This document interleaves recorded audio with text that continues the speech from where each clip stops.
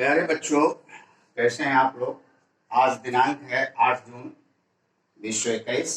पाठ वही है पुष्पी पादप पौधों में लैंगिक जनन। हमने तुमको बताया था कि पुष्पी पादप पौधों में जो जननांग होते हैं पुंकेसर और स्त्री केसर होते हैं, ये जनन अंग होते हैं। उनमें एक एक जनन अंग के बारे में हम विस्तार पूर्वक चर्चा करेंगे। आज हम पुष्प का जो नर जनन भाग होता है उसको पुंकेसर कहते हैं। इसके 3 भाग होते हैं, एंथर, कनेक्टिव और फिलामेंट। एंथर को पराग कोश कहते हैं।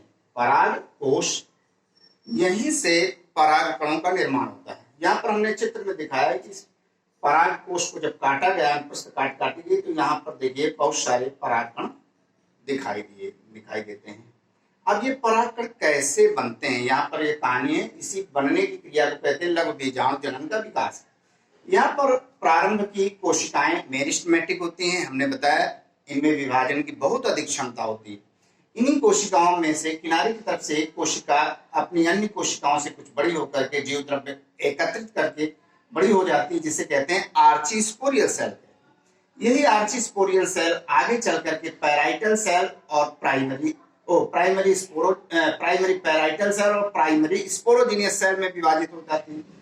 अब यहाँ पर primary parietal cell epidermis, middle layer और टैप्टम का निर्माण करती है, जबकि प्राइमरी स्पोरोजिनियस सेल जो है माइक्रोस्पोर मदर सेल कहती है।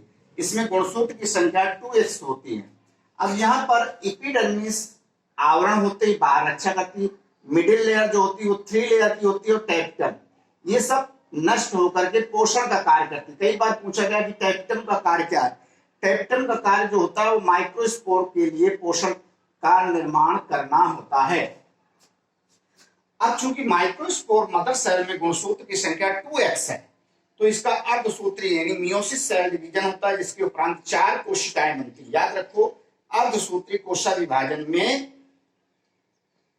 4 कोशिकाएं बनती है और प्रत्येक में गुणसूत्र की संख्या x हो जाती है, यानी इससे आधी 2x से x हो जाती है। अब यही 4 कहलाती माइक्रोस्पोर। माइक्रोस्पोर को ही पॉलन ग्रेन कहते हैं। अब परागकण का यहीं पर जो है अंकुरण हो जाता है, यानी इसके केंद्रक 2 भागों में बढ़ जाता है, एक जनरेटिव सेल और दूसरा ट्यूब न्यूक्लियर। अब इसके बाद परागण आता है। परागण की बात हम आगे बताएंगे आपको।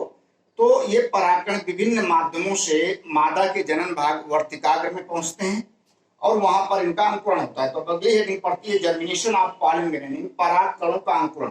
अब परागकणों का अंकुरण ध्यान रखो कि स्त्री केसर के स्टिग्मा वर्तिकाग्र भाग में होता है। यहाँ पर आने के बाद इन परागकणों में अंकुरण चालू होता है, यानी इनका जनरेटिव सेल जो होता है वो उसका केंद्रक 2 भागों में बढ़ जाता है और 2 मेल गैमीट बनाते हैं। इसी समय इसमें जो जर्मपोर होता है वहां से पराग नलिका पॉलन ट्यूब निकलती है और उसमें आगे की ओर जो होता है वो ट्यूब न्यूक्लियर चलता है और पीछे 2 नर युग्मक चलते हैं।